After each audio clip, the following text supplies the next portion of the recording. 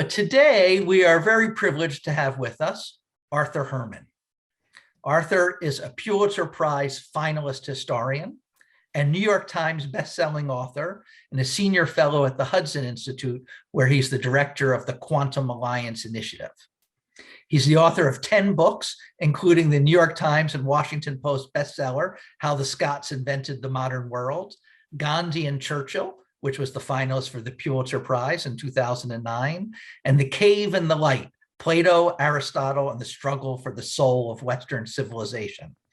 His books on American history include Freedom's Forge, How American Business Produced Victory in World War II, and Douglas MacArthur, American Warrior.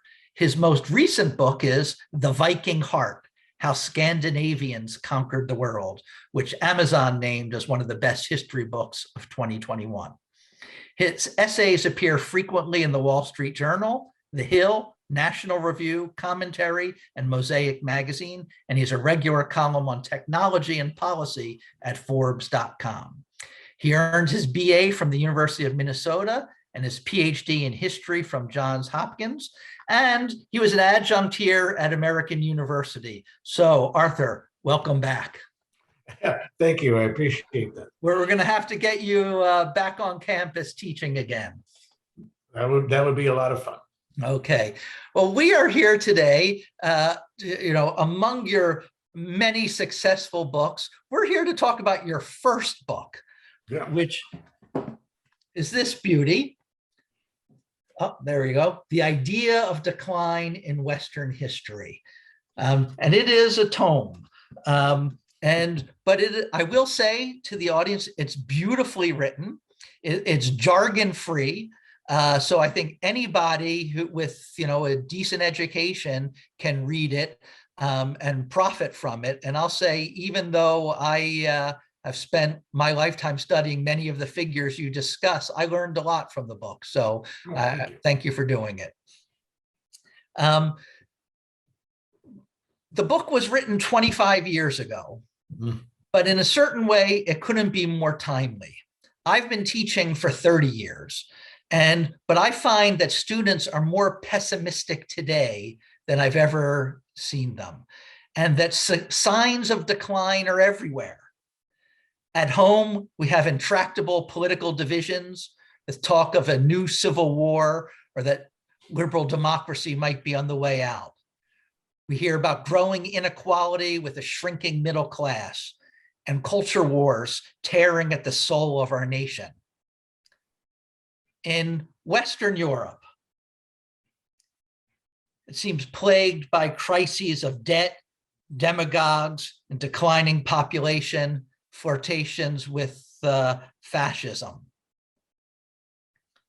And we're constantly told about global warming, which we see all the time, destructive hurricanes and floodings, with warnings that without immediate drastic changes, our planet is doomed. So yes, things seem in decline, and our students feel that. And I find that reflected in their views all the time. But yet, you wrote this book 25 years ago, before any of my students were alive. And in the book, you trace 200 years of Western intellectuals feeling that doom was imminent. What's going on here in the West? What are we crazy? Have we been in decline for 200 years? And that, and our student, and we must be really at the bottom now? Or can you put these feelings of decline in context? Well, thanks, Alan. It's a pleasure to be here and to engage with you and this discussion. I'm very much looking forward to it. And I think you just put your finger on one of the key issues, which is our feelings of pessimism and decline on the money. As you said, my book covers 200 years of predicting the decline that the West and America is washed up, and each time they were proved wrong. But maybe this time they're right. This is not a book which is supposed to be an invitation to complacency, even though in the end, I do, to paraphrase Mark Twain, suggest that claims about the death of the West are greatly exaggerated. At the same time, that's not a formula for simply sitting back and taking a derisory view of those who have different perspective on those things. And what I wanted to do in the book was to provide a kind of typology for understanding how and why people have predicted the decline of the West, sometimes even in the teeth of evidence to the contrary, over that long period of history, really from what I really argue is that at the end of the 18th century, but really the debate and the real sort of issues at stake is Western civilization coming to an end, really come into clear focus at about the middle of the 19th century. And then that debate runs on all the way down to, I would say, right down to today. Now, what's interesting is that everything that you just mentioned in terms of the signals for doom and decline and crisis, and things can't get much worse, or they really will, they're on the verge of getting worse, that the book really kind of describes the origins of each of those set of arguments.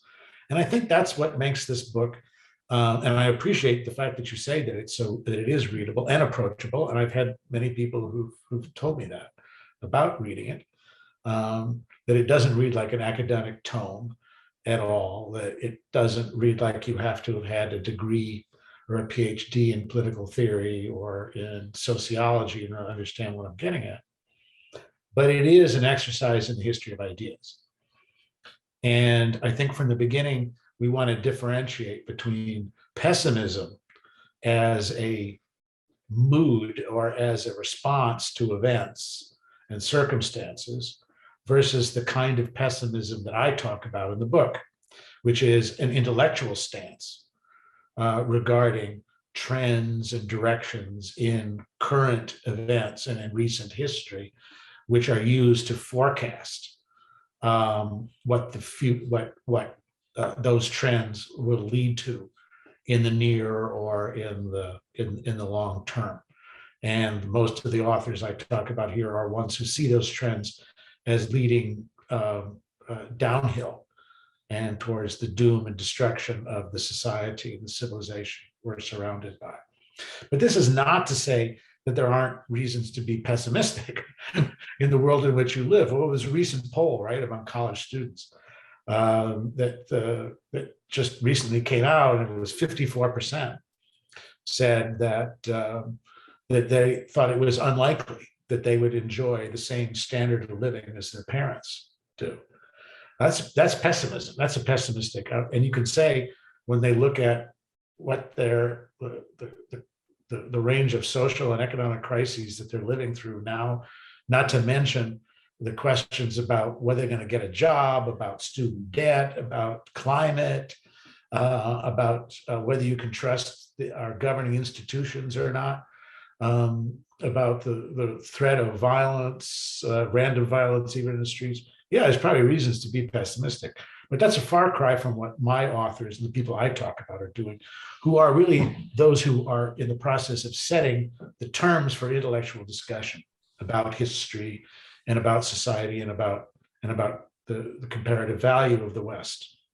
So from the point of view of an intellectual stance, there are those who would take the students' conclusion that they're not going to be able to enjoy a standard of life like their parents did, that their horizons are becoming bleaker, and the outlook is one which is more fraught with danger and peril and frustration than otherwise. There are those who would sort of say, yeah, that's kind of the path that we're on. And the historical trend all indicates that that kind of future lies ahead. And it's that kind of doom-laden prediction about the future and saying that it's built into the social and economic and political trends of the time. It's that view that I call historical pessimism. And the historical pessimist is someone who says the West is in decline, our society and civilization is in decline, and there's really nothing we can do about it. These are the forces of history that are underway and that are going to lead us in a direction which is one that points to decline, degeneration, a loss of our ability to control and direct our own fates and future. And that the future looks pretty bleak. That's historical pessimism. Now, there are others who look at that student poll and would say to the 54% who say, we don't really have a chance of living in standard of living and enjoying a standard of living as good as our parents, let alone better than that, and say that that's actually a good thing. That your parents lived too heavy, made too heavy an imprint in terms of carbon emissions, in terms of their use of natural resources, their exploitation of people in other lands and other cultures in the third world, or in persons of color, for whom your superior lifestyle was built upon their exploitation.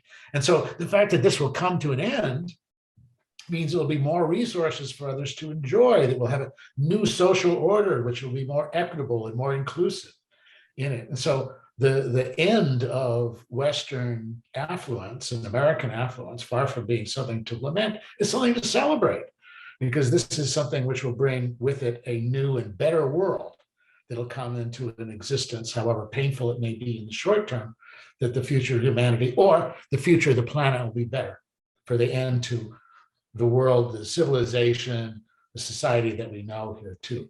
So historical pessimism, cultural pessimism, that's the counterpoint that runs through the book, and in the critics of the idea of progress that come out of the Enlightenment, and how they see that as a starting point for critique and predictions of decline and doom.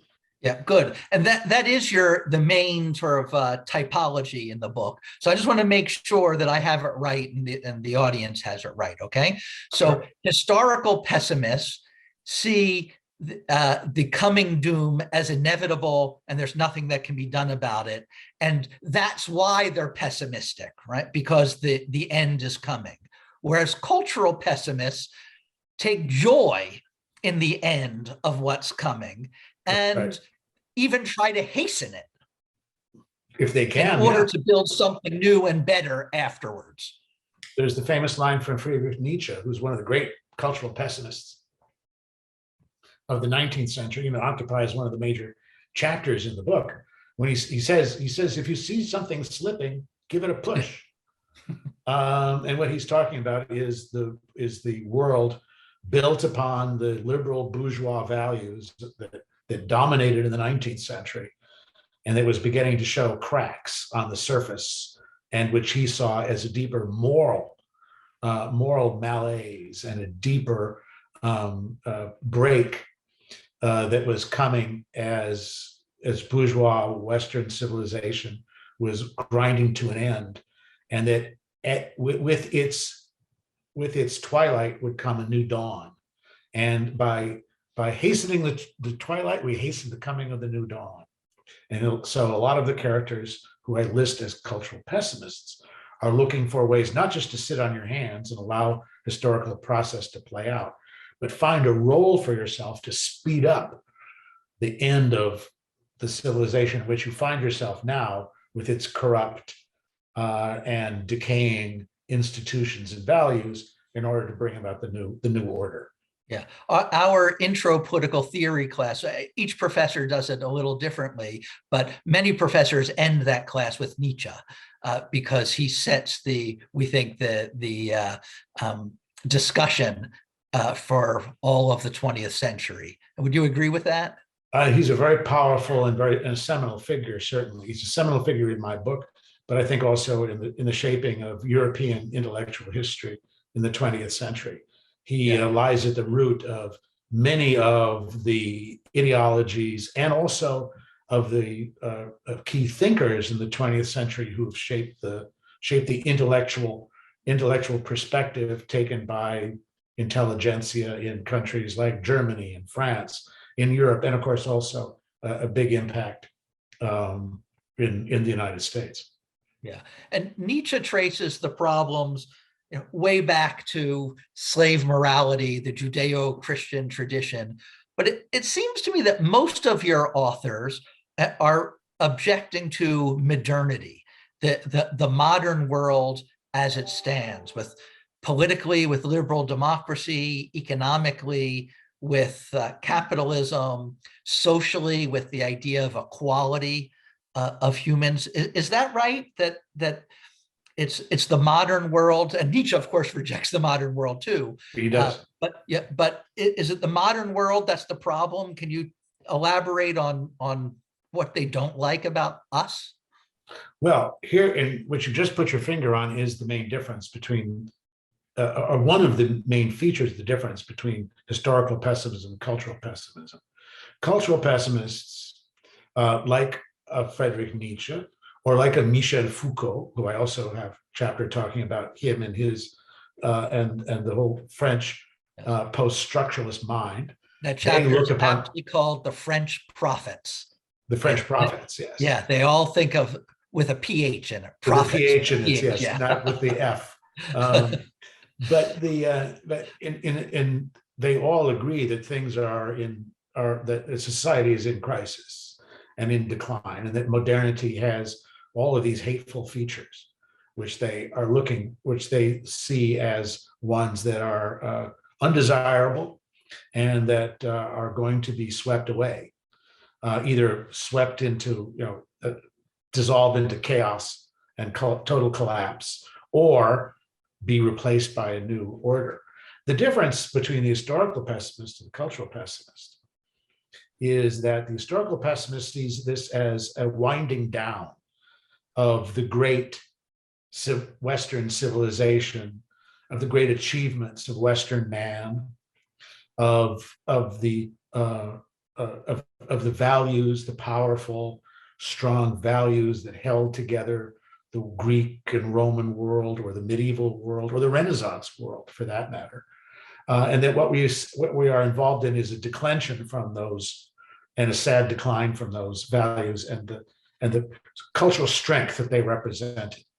So it's decline from a height down to a deplorable level, which for many is, as we were talking about it last hour, which for many European historical pessimists, the final exhibit of that decline in values and decay of the West is the fact that the United States has now become the most powerful nation in the world. If it was anything signaled the end of the world is coming, for many of them, that's that. That's the historical pessimist. Now, the cultural pessimist, he says, no, that there was no great height for Western civilization, that the roots of its corruption, of its distorted view of humanity, of nature, run much deeper than that. They go back to its very origins, in fact, and that therefore the corruption runs all through the history of the West. And it's only now that it has reached a point of no return, in which the final collapse will be inevitable. And this is a great relief for the rest of humanity when the end finally comes here. So Nietzsche's diagnosis, reaching back to the Greeks, right, and to the split between the Apollonian and the Dionysian worldviews, right, and the Dionysian spirit in the ancient world, and then the coming of Christianity as being the triumph of a denatured Apollonian world, the slave morality, allowing the masses to take over from all that. That deep history, I think, is one which is shared by almost all of the cultural pessimists from that standpoint. It's just that for Nietzsche is the one who explores it first, and who really kind of lays the foundation for others to think about the West as a flawed experiment from the very beginning. And what's interesting is that in both the historical pessimistic camp and in the cultural pessimistic camp, there are figures on the left and the right. Yes. Right. So there's not a left-right distinction here. And it's not, the story that you tell is not a story of the far right or the story of the far left, but it's both that are entwined in almost every possible way Can Yes. you go into each of the camps, cultural and historical pessimism, and talk a little bit about how someone on the left and someone on the right both manifest those ideas? Yeah, and both of them are rejecting from both ends of the political spectrum. Both fundamentally reject the Enlightenment view of what civilization is and what the civilizing process, in other words, what human progress is really all about. And from the Enlightenment point of view, that is the larger growth of the power of the individual to shape his or her life as he or she sees fit. And that with that comes an increasing bonds of connection, and connectivity, and increasing sociability that leads to the rise of not only trade and commerce, right, and the exchange of goods that becomes fundamental. And as society becomes more complex, the bonds of trade and commerce become more complex and create a personality which is geared towards working more cooperatively with others. In other words, not stealing what you want from somebody else, but buying it in exchange for something which you have a value that they want. It's a world built around sort of shared values and a shared understanding of how it is that we all can benefit from working and cooperatively together. That's what the civilizing process is all about. And the Enlightenment really sort of nailed that process and saw it as one unfolding throughout history. The cultural pessimist says, but just before you go into the cultural pessimism, just to add on to the Enlightenment view, right? And so underlying that emphasis, or in tandem with that emphasis on the individual, is the idea of the equal dignity and equal rights of all human beings, not only to participate in the economy, as you were talking about, but also in politics. And also in politics, right. And then eventually we gain the ability to think for ourselves and to act in ourselves in all spheres of life, including religious life. And in fact, the growth of, we were talking last hour about Toynbee's views, one of the chapters in the book, religion, but that one of the changes that takes place through the growth of progress, through human progress in the civilizing process that's unfolding, one of the changes is we come to relate to religious institutions differently. In other words, we see our links to our connections with God and with our fellow human beings as ones that are matters of private feeling, private fellowship. That's a big word in religious thinking in the 19th century. But it is about the idea that our connections with each other are built around sort of these emotional bonds, inner connection here, as opposed to our loyalty and submission to outward forms of worship and the institutions that represent it. So everything in society changes to empower the individual and to give the individual a sense of his or her own power to act upon the world and to make the world work to his or her benefit. That's the Enlightenment view of civilization right away. And what the historical pessimist says is that, yeah, that's happened, but we lost a lot when we did that. We lost our sense of community. We lost our sense of our bonds that exist within us as part of a single community, whether it's as a nation or as an ethnic grouping, or as part of a larger whole, such as a church.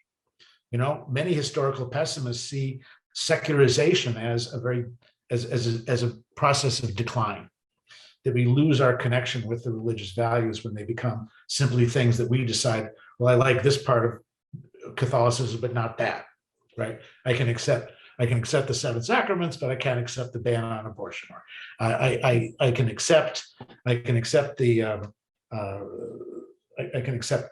abortion, but you know, the notion of celibacy for a priesthood, I don't really go for that. I don't agree with that. That historical pessimism, this is part of the breakdown. You know, that the West, that the emphasis of the growth of the influence on the power of the individual comes at the expense of other institutions, more natural, more rooted ones in our historical experience. That's a very powerful argument. I mean, that's one that has strong sociological roots as well. I mean, If you read someone like Alexis de Tocqueville, for example, who we think about it as being an enlightened liberal in just about every aspect of his work and his thinking, but at the same time, he is, from that point of view, he is very akin to the historical pessimist argument, which is that the growth of Enlightenment ideas and institutions has come at the expense of the ones that are more organic and more rooted in life. The difference being then for the historical pessimist, this is a loss that takes place, which can't be replaced in the end. The cultural pessimist says, no, we can replace it by shoving the West aside, shoving those Enlightenment ideals and embracing something else.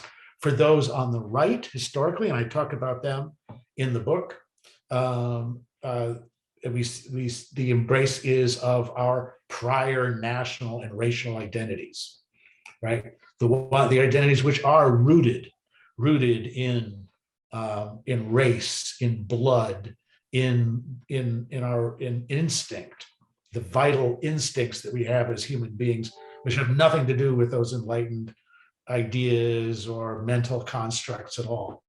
That's definitely one that the far right takes up.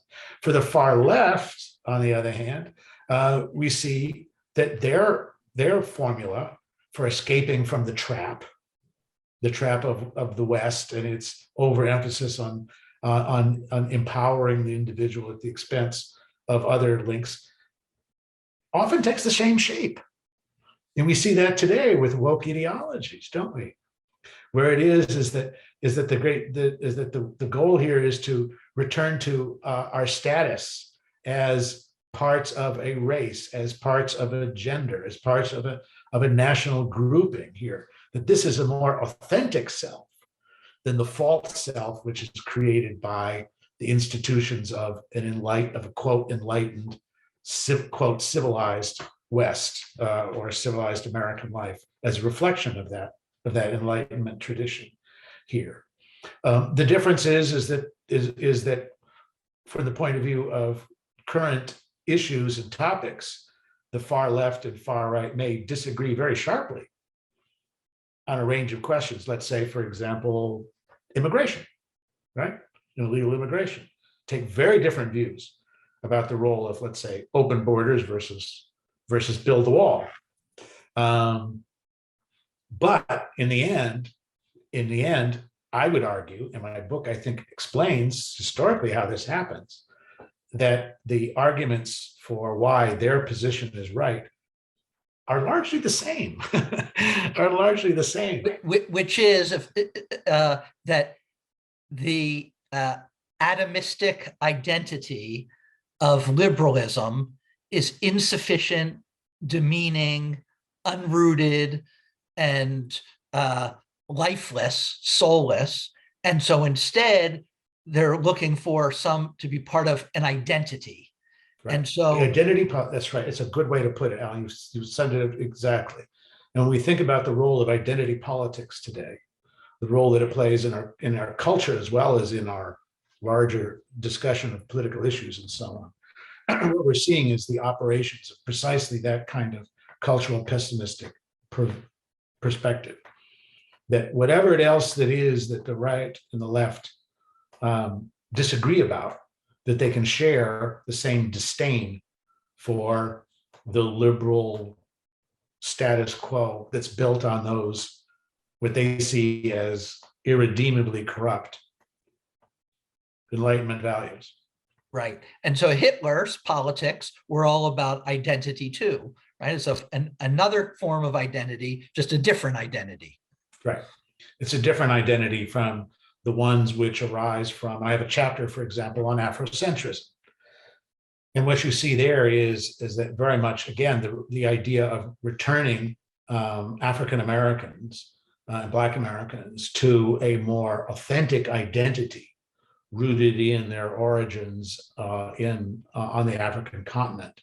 And that this gives them a special vitalism and power, which has been taken away from them, not just by the institution of slavery, but by the institutional framework within which slavery and racism have operated. here. It's the idea of systemic racism, after all, it is a critique of modern institutions right now. It says that there are claims to treat people equally and to provide equal rights and equal opportunities is a sham. It's a lie, but it's a sham and a lie that's rooted in an historical experience that's framed by being part of the West and being part of America as a reflection. American history is a reflection of that corrupt Western history.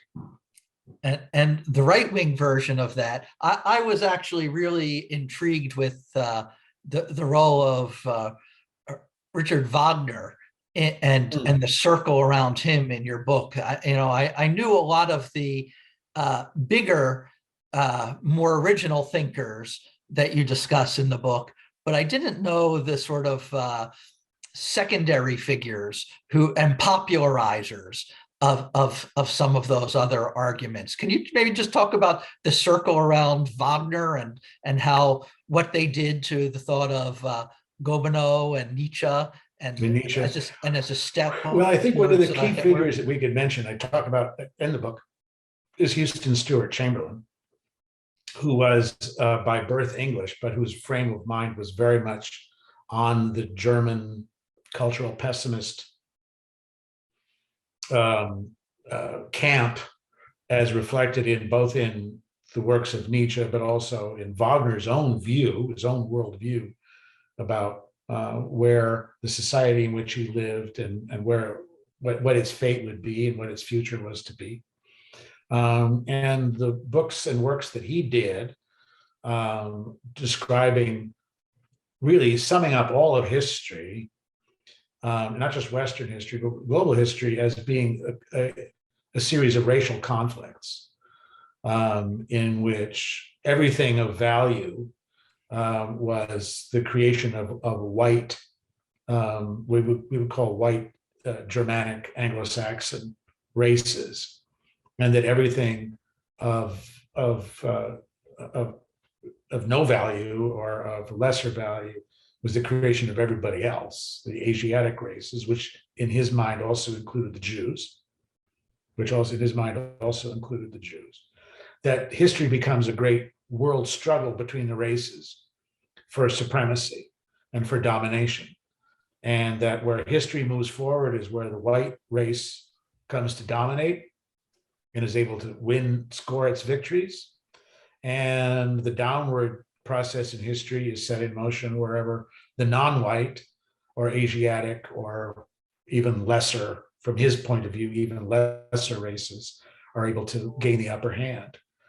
And so Chamberlain's works had a profound effect in shaping the way in which German cultural pessimists and cultural critics at the end of the 19th and early 20th century come to understand the roles of the Jews in history, and of seeing them as being, if you like, the Trojan horse for decline of West. They may look like us.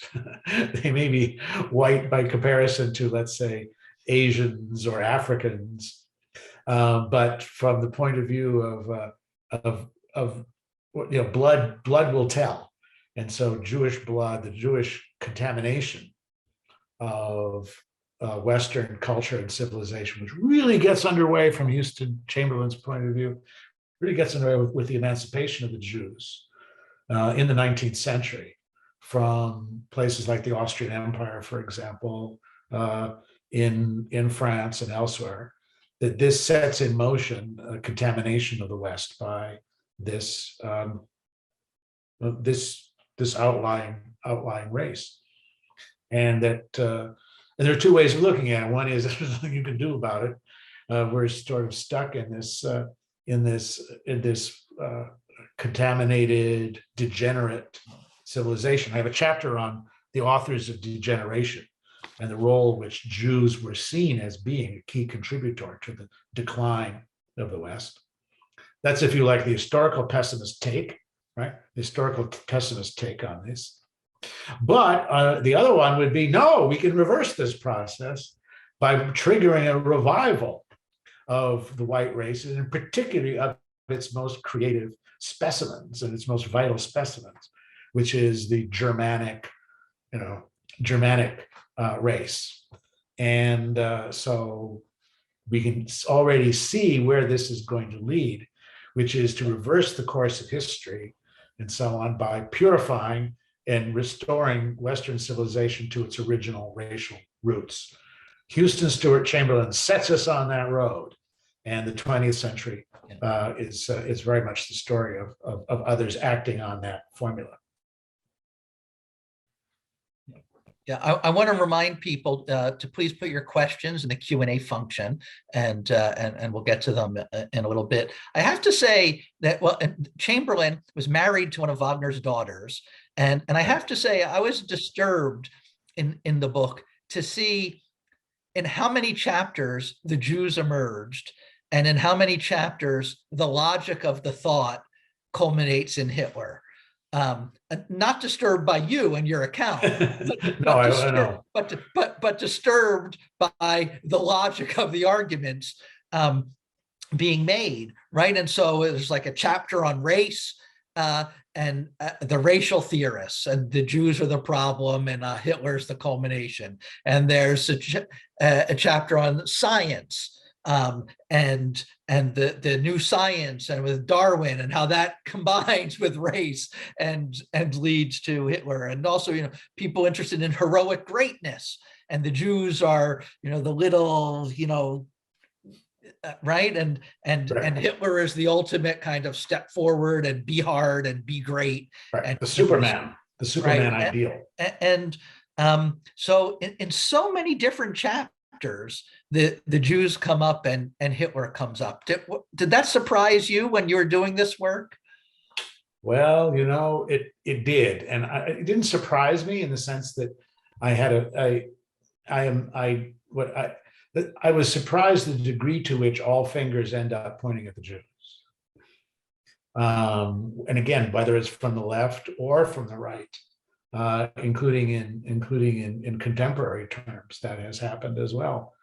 And I think part of it is because they are seen as not just they are seen as the primary carriers of an enlightened, liberal, atomizing view, because the Jews are themselves rootless, right?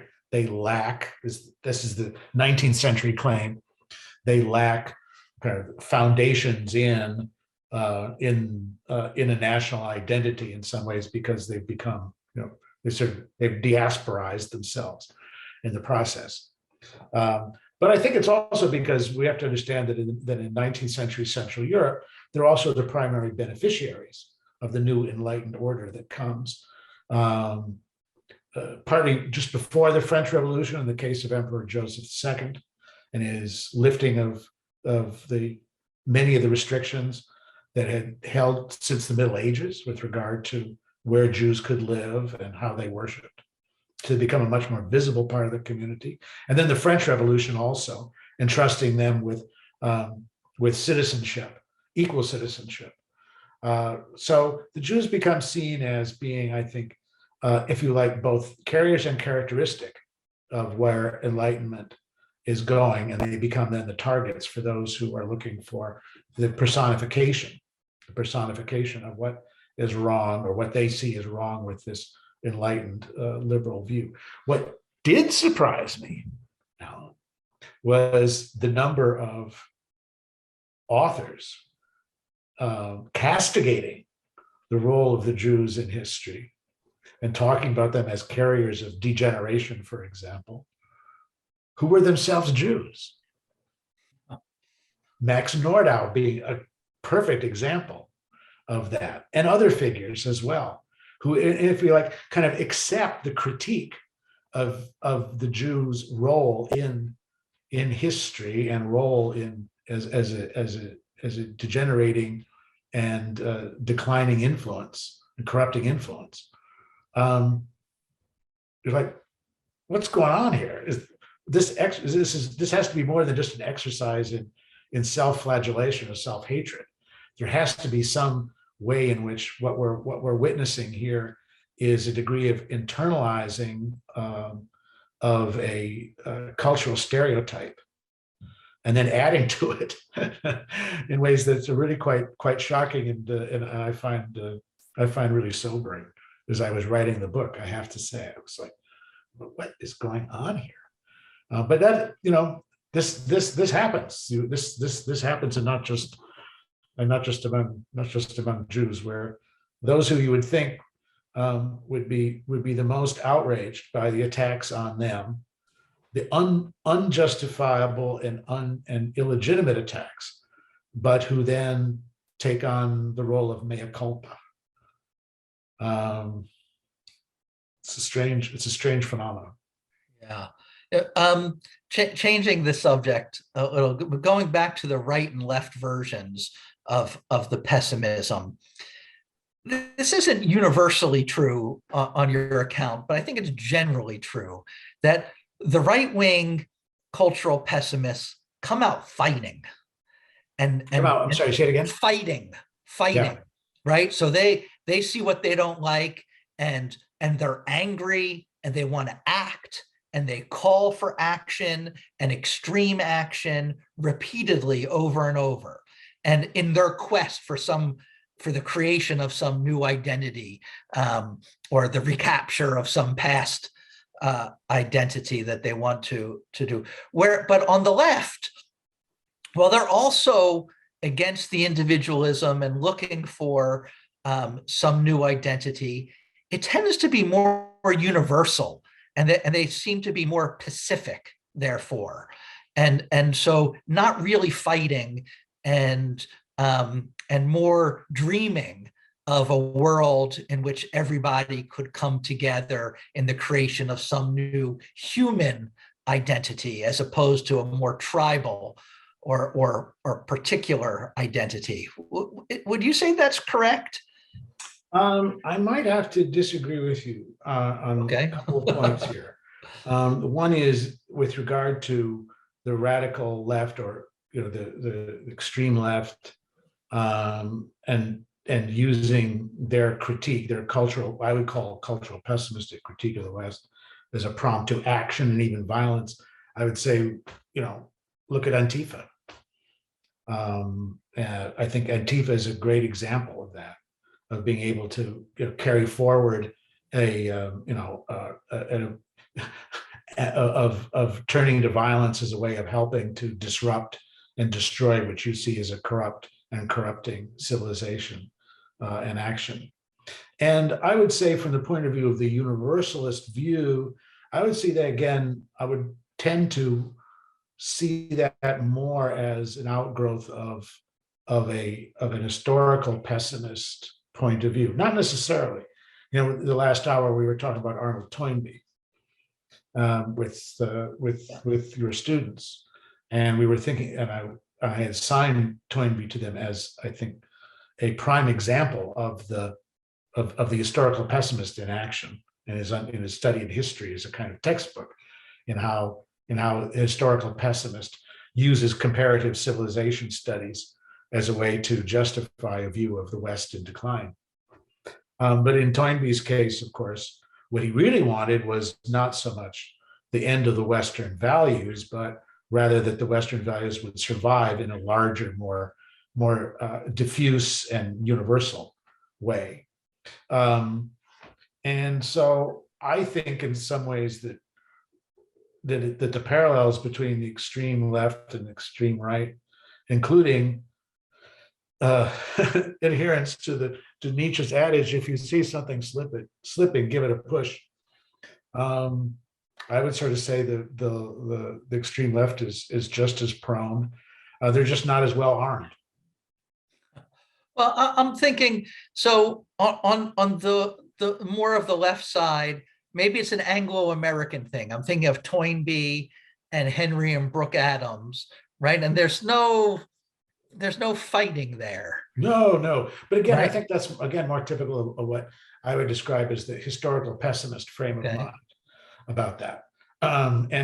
You're sitting there in your armchair, surrounded by the great books of the West, and there you are. You're confronted with your students or with your neighbors, for whom the ideals of Plato and Aristotle, they're like, who? This becomes for you a symbol that the West is coming to an end, right? No one reads the good books that I've read or that I've written any longer. So the end must be near when that kind of thing happens. It's hard to shake off that kind of feeling. The real difference is that the sense of disappointment, or that maybe time has passed us by, actually, becomes then the springboard for constructing an historical framework to explain why this has happened and to justify your lack of action. And I think in that point, Alan, you're absolutely correct that what you also see on the part of declinists, I would say those who take the more historical pessimism, we used to be great and now we're not anymore, is a tendency towards a kind of fatalism and a feeling that this is really no way in which to reverse the course here. We're headed downhill, and we're the last important generation, and all we can do is just sort of, survey the ruins, or the ruins to come, and to draw up an epitaph, or we retreat, right? We retreat into the mountains to the equivalent of a secular, a monastery in which we sort of try to keep alive the great ideals and great thoughts of civilization, while chaos and destruction and ignorance and barbarism swirl all around us. I think for anyone who teaches at a university, it's hard not to, their teachers liberal arts, not to have that feeling from time to time, that basically that your study is the front lines of the battle with ignorance, and that the forces of ignorance seem to grow stronger every year as time goes on. But again, that is by comparison to the consequences. If the consequences of historical pessimism, the bad consequence tends to be, as I say, a sense of fatalism, a failure of nerve. And I think in Toynbee's case, we can really see that, a failure of nerve, of not being willing to stand up for and fight for the values that you see as important and significant. If that's the bad course, that is by no means as bad as the forces and energies that the cultural pessimist solution sets in motion, which is that you welcome the destruction and do what you can to further it and to extend it as much as possible. Okay. So I want to get now at maybe what you think is the proper alternative to this kind of pessimism. The book, I think, makes clear it's not the opposite, which would be, let's say, optimism in the sense of like everything's going to be great, everything's going to work out, right? Progress is infinite, and that's not where you want to go. You want to go somewhere in between, more like a classical liberal Enlightenment position. Is that correct?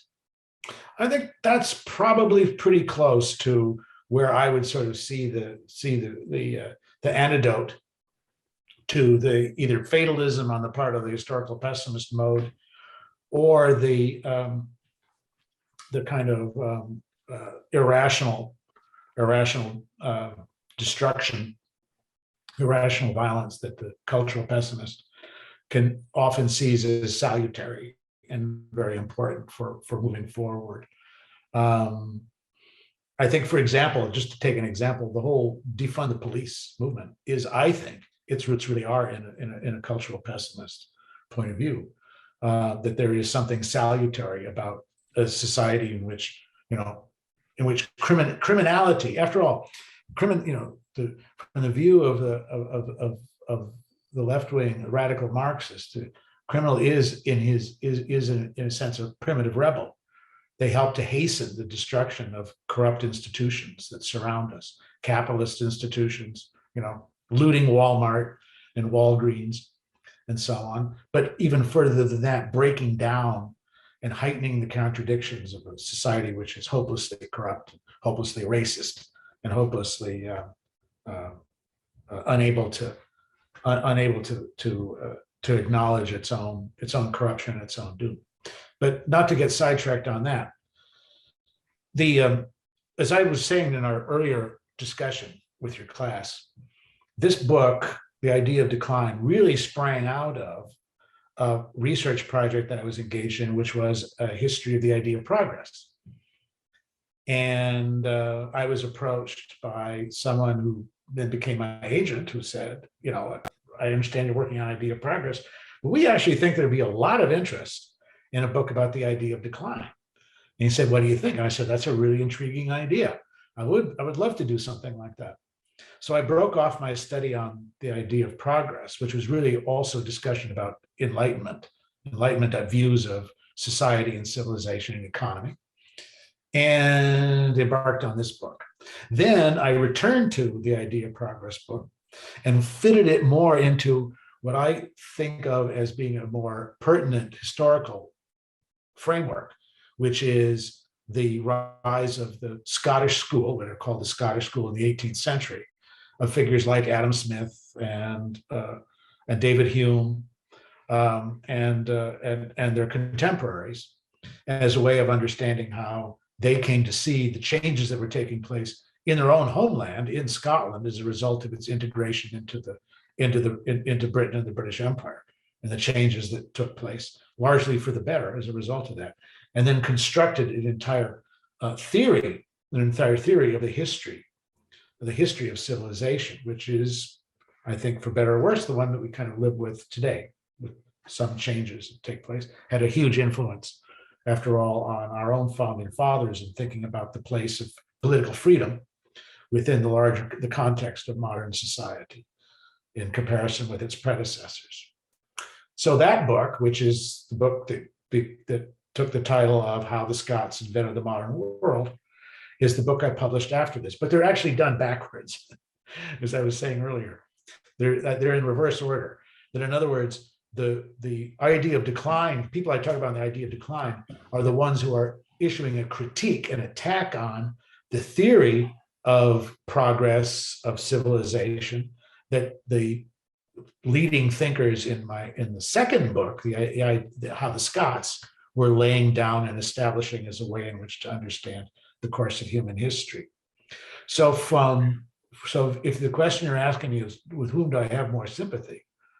I guess I have more sympathy with the Scots, and that the thinking of figures like. Tell us why. Why? Well, I think one of the reasons is because they did understand that, and I think it's important to realize that whatever its faults, the growth of civilization is about releasing the powers, the creative powers of individuals, and that the pursuit of individual freedom and allowing human beings to pursue and develop their own skills and talents and desires and interests as opposed to others see fit, and to, at the same time, to the need to create and to sustain those individual energies by creating an orderly society which allows individuals to go about their business with as little interference as necessary, is very much a remarkable human achievement. And it's one which the West and also the United States have achieved to a degree not seen in other cultures and civilizations up to this time. And that's an important value, and even universal value that goes with it. So yeah, I tend to be a fan of the Scots, while also recognizing, as the smarter Scots did, that what we gain, we also lose. We gain certain powers for the individual, but we also lose certain things, such as that sense of our organic identity, right? Rooted in earlier stages in our development as societies and as economies and as political systems. Not that those disappear altogether. Sure. But that that part of value, and this is what I would say now, that part of what makes a Western civilization, or makes what Western civilizations of the Western model allows you to do, is to reintegrate those organic identities in a constructive way within the larger enlightened liberal framework. which is exactly what the Scots had done with their past rooted in the Highland clans, and romanticizing and transforming it as a way to bolster the sense of the power of the individual and a sense of connection with others with it too. And again, it's not just limited to the United States or to the West. We look at Japan, which remodeled itself first during the Meiji Restoration and then after World War II on a consciously Western model, but which was able to find ways to incorporate pre-modern and more rooted sense of identity and traditions and make them part of the whole, instead of seeing them as constantly in conflict and constantly at war with each other. And so that the process, and then I think the last issue too, I should mention here, Alan, which again we touched on last hour in discussion with students, was that what you also see with the West, which I think confounds the arguments of both historical pessimists and the cultural pessimists, is the capacity for self-renewal, of the way in which societies on the Western model are able to go back to original first principles and reinfuse them with an energy and direction in order to bring about a renewal of the creative sources of energy, of innovation, of a sense of self and belonging, and of constructive interaction with others. That it's not a one-way trajectory downhill or uphill. Yeah. But it is possible through a cultural renaissance. That renaissance is possible in ways which we just don't see in the case of other histories and other cultures. Yeah. And that emphasis on I'll turn to questions in a minute, but I just want to try and wrap this up. That emphasis on individual agency and the possibility, and let's say the unwrittenness of the future, that there's nothing inevitable, is the thing that you're emphasizing really in the liberal view, right? As opposed to the 19th century views were more simplistic in a way, and claiming, having a theory of society and everything is because of this, it's race or it's economics or it's will, right? But they had these all-encompassing theories, which was a large part of the problem. And I'd like to, in this, read the last 8 or 10 lines of your book, okay? And then I'll ask you to comment and we'll go to questions. The 19th century gave, instead to history, first to progress, then as decline, the explanatory movement there. However, the Enlightenment had posed the really revolutionary question. What if society is not an organism with a predetermined course and lifespan, but is made up of individual organisms, each with the power to more or less shape his own destiny? Then society's future is not the product of some inevitable law of progress or decrepitude. It is what the society's members decide to make of it. At one stroke, the anakuklosis, the Greek word for a cycle of revolution, is broken, and the cycle of disillusion and despair dispelled. Not out of the world, but where it actually exists, in the minds of men and women, right? And so the problem is in the minds, the theories, the way people approach. At the beginning, I pointed to a bunch of problems and that could lead one to be pessimistic, right? But those are also opportunities to better things. The problem is in the mental reaction to those things, right? When you say, oh, well, this proves X and we're going down the toilet, right? Am I following you there? The problem is in the mind and how we deal with the problem. That's an interesting passage. Did I really write that? That's really eloquent. I'll take credit for it if you don't want to. No, it is. And I think what you just picked up on was, again, the inscrutability of the future, which is, I think, can be on the one hand a source of great uncertainty and anxiety. Who knows what's going to happen next? But it also means that maybe there's ways in which to write that future differently than and better than what it was before. But it requires agency. It doesn't require sitting and waiting for larger historical processes to work themselves out, whether on an upward slant. And when you in the 19th century, you did have real prophets of progress who saw history moving in that precisely in that kind of direction. Figures like Auguste Comte and like Georg Friedrich Hegel, for which you could sit in your armchair and just wait for things to get better. I mean, that's where history was headed. So it's not that history inevitably leads upward or downward here, but its course depends upon the agency of the individuals who make up a society and who shape it in that direction. I should add in that regard, Alan, that my last book, the most recent one I published, The Viking Heart, which is on one side, a history of the Vikings from a historical point of view, and a history also of post-Viking Scandinavia, in the way in which its influence would grow in sometimes unremarked and unseen ways, both in the history of Europe, but also the history of the United States.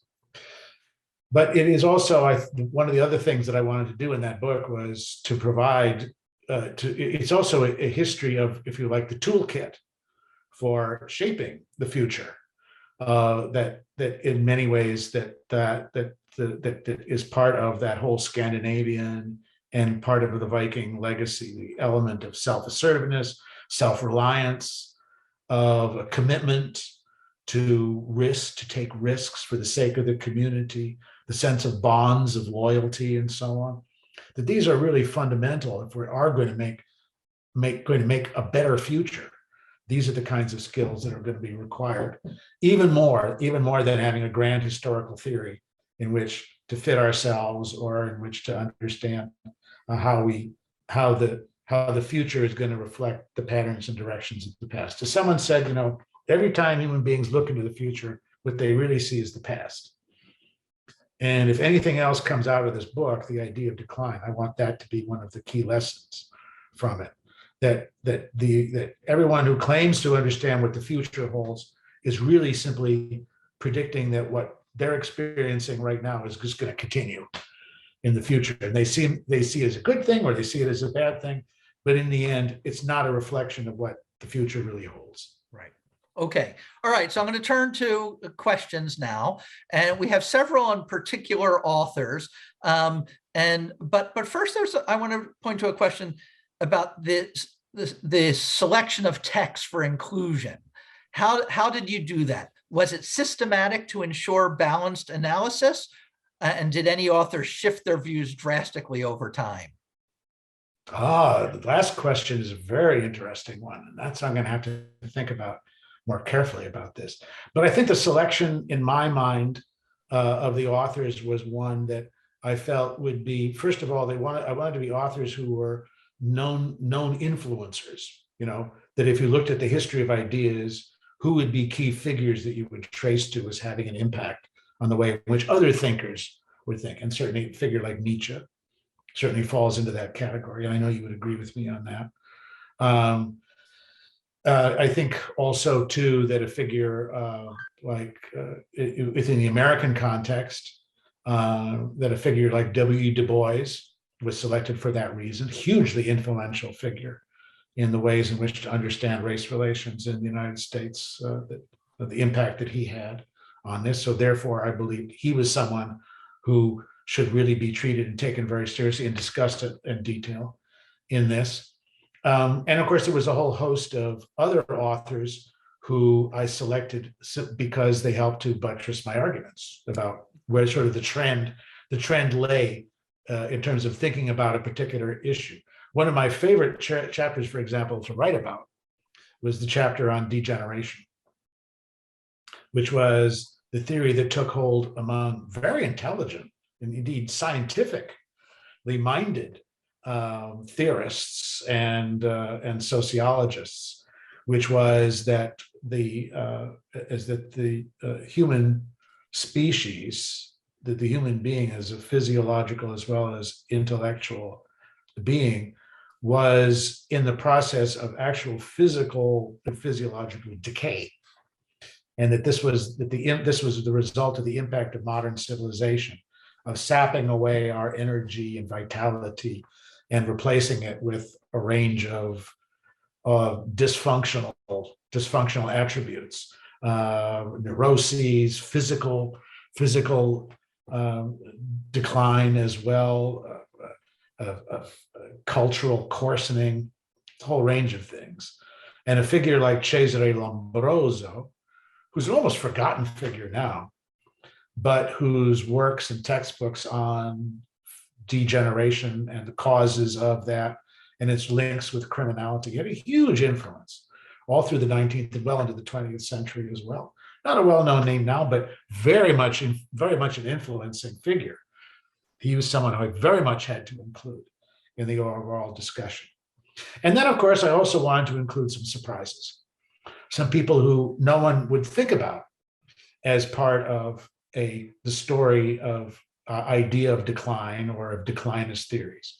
And from that point of view, in that chapter on degeneration, it ends with Sigmund Freud, who we don't often think about as fitting into that category in 19th century thought, but which I was able to, I think, convincingly draw key parallels between his discussion about the impact of civilization, the growth of neurosis, especially the book Civilization is Discontents, and tying it in with what was for him the contemporary debate about physiological degeneration and its effect. That he as a doctor and others of his profession were all taking very, very seriously and trying to understand what was happening with it. Okay, so I'm going to go now to two questions. Well, I'll go one at a time about post-war left. And the first one's on Adorno and Horkheimer, about which you have a whole chapter. We didn't mention it at all in our discussion, but you do have a whole chapter. And here's the question. Adorno and Horkheimer trace the calamities of the 20th century to the Enlightenment and human reason's dominance over nature. Could it be that they are right in that reason itself inherently seeks to control the unknown through rationality and ritual? Well, now that is an interesting question. That was from one of our former students, Alex Rabinowitz. Alex, thank you for the question. And I think you've put your finger on something that will be a fundamental disagreement between myself and you on that, and that I don't see the problems in the world as being resulting from an overuse of reason. Rather the opposite. I would tend to argue instead that the power of reason, the use of it in understanding and reflecting on human affairs, is probably one of the most underutilized instruments that we have for understanding our fate in our own society and civilization. That being said, I understand the thrust of the Adorno-Horkheimer discussion, which was not just of reason as an instrument for organizing or for understanding human society, but also its role in the development of science and technology as being leading trademarks of the modern West. And does then the pursuit of reason from a scientific point of view open certain kinds of Pandora boxes that would perhaps be better left unopened? I think about this, and I think it was very much in the mind of both Horkheimer and Adorno. They were thinking about the role of science in terms of the development of the atomic bomb and of the threat of nuclear holocaust, which I think in many ways has been one of the great banes about and fears about where the course of Western civilization and Western science is heading us. A path to destruction, which we've managed to avoid so far, I would argue, with reason riding to the rescue, not just in the scientific realm, but also in thinking through the possibility of what a nuclear arms race might lead to in terms of direct conflict. But I think also too, and I make this point in the book, is that their view that somehow that somehow the Holocaust was the result of a Western scientific rationalist perspective on human affairs and on human life, that in a way that the Enlightenment view of the world led inevitably to an Auschwitz, I think is disproved by my book. In fact, I argue the opposite, that in fact it's the rejection of the Enlightenment and the rejection of Enlightenment values that the cultural pessimists who set the groundwork for what Hitler and the Nazis would do. That's the key problem.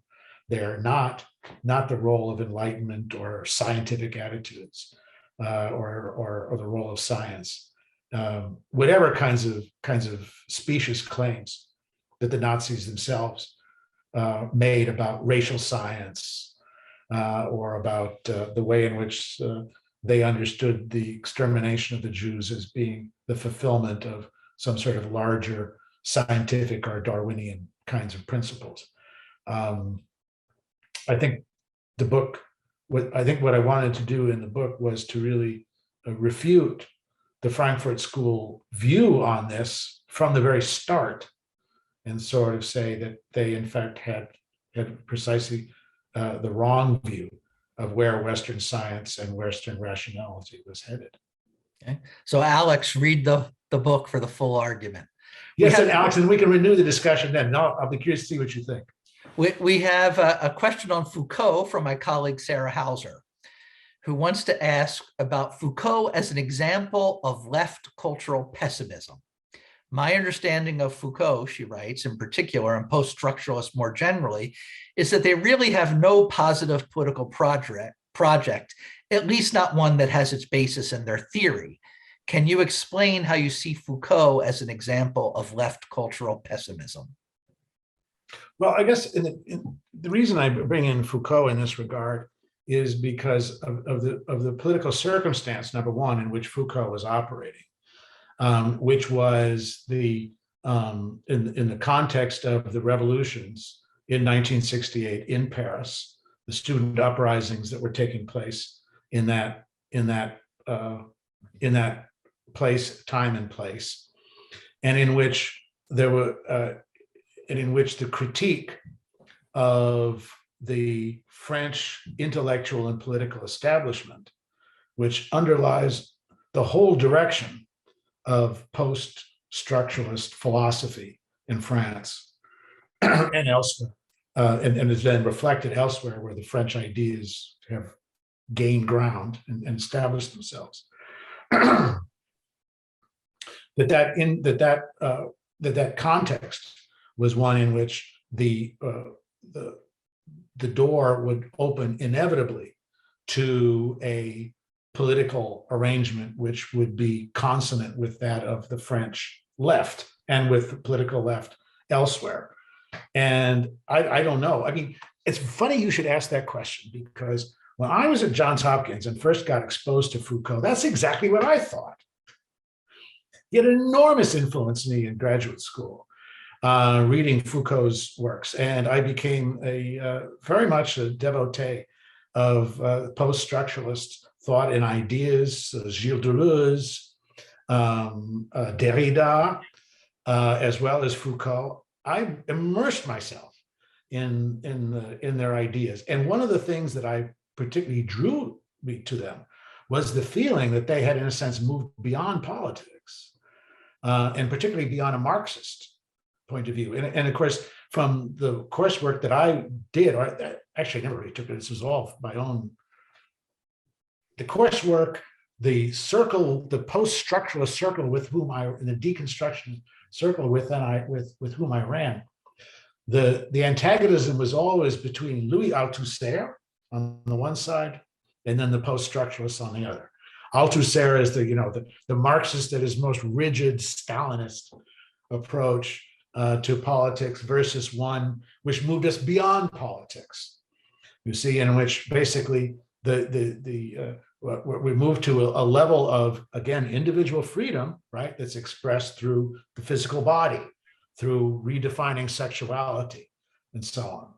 And yet, as I found over time, that the contrast between what the Marxist view and what the post-structuralist view here was, that I thought was freeing up and opening up the discussion in ways tended to have the opposite effect.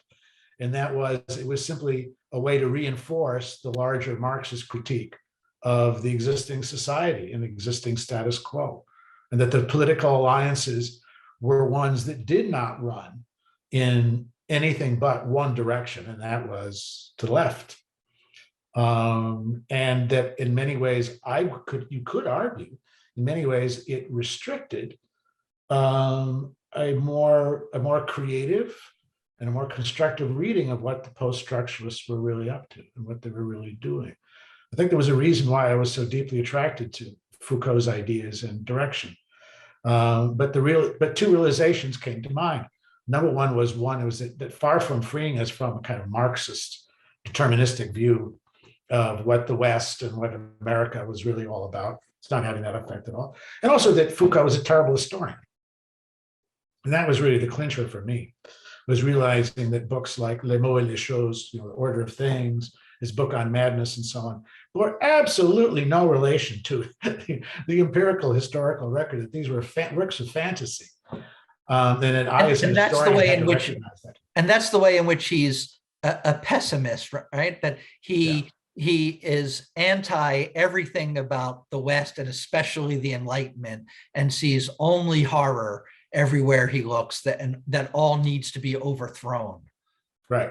And escape from. No, it's true. You could, it's conceivable. You could create an argument of being a right-wing post-structuralist. But that's an animal I haven't met yet. Okay. Next question. There's another historical question that raised a lot of different things. You can pick and choose here. It's from Lawrence Lycan. Does your book cover Rousseau and his response to the Enlightenment? Nietzsche was not a racist. Importance of instinct and naturalism. The American right does not represent conservatism. Edmund Burke does. Do you talk about him? I talk about Burke more in the book How the Scots, and Rousseau gets a much more lengthy discussion in the third book of the trilogy, which is The Cave and the Light, the book on Plato and Aristotle and their impact in it. And this is not to put off, because of course, when you're talking about Plato and Aristotle, you have to talk about Rousseau. You have to talk about Rousseau. It's inescapable. So this is not to put your questions or your talking points off at all, but simply to say that that some of the points that you talk about are, I think, are amplified and perhaps more explained in more detail in those other two works, How the Scots Invented the Modern World, an exploration of that Enlightenment liberal view of civilization and its impact. And then also the book on Plato and Aristotle and the ways in which Enlightenment figures like Rousseau, the late Enlightenment figures, are a reaction to this strong admiration for and influence of Aristotelian ideas on the earlier part of the Enlightenment. So I think that from that point of view, I think for a discussion about Nietzsche as a racist in the context in which we would use it today, no. But I don't think I advanced that argument. I think what I instead advanced the argument is that he does see the West as being and the world in which he lives as one as being irredeemably corrupted from its very origins, and that its overthrow and destruction is one that will bring and should bring some kind of new dawn, new better order that emerges from it. If we are to believe that Also sprach Zarathustra is a document, is if you like, a kind of manifesto. And I'll just the freeing up of the individual. Once we're freed from the slave morality and are able to reach into our deeper, more vital selves, right? That with that will come a world which is more conducive to energy and creativity than the one in which Nietzsche found himself. I will say that the book does not say that Nietzsche was a racist, but it does a beautiful job of showing how these sort of second-rate thinkers use Nietzsche and deploy some of his arguments and ideas in racist ways. And the book is really eye-opening in that way. I didn't know a lot of that.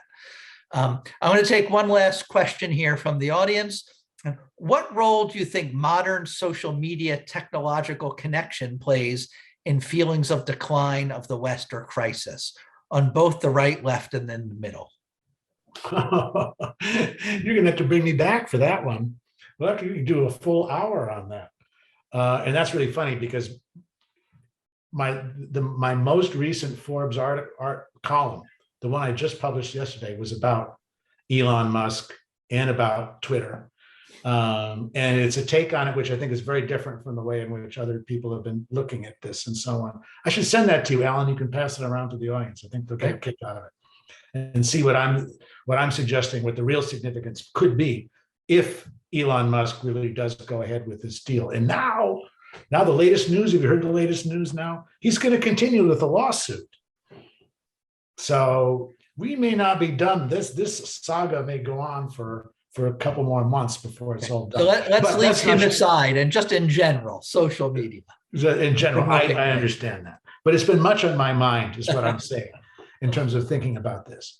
And I think what we can say about social media is that it's fascinating to view it from the prism. It's an institution which, or I should say a phenomenon, which is interesting to view from all these different angles, isn't it?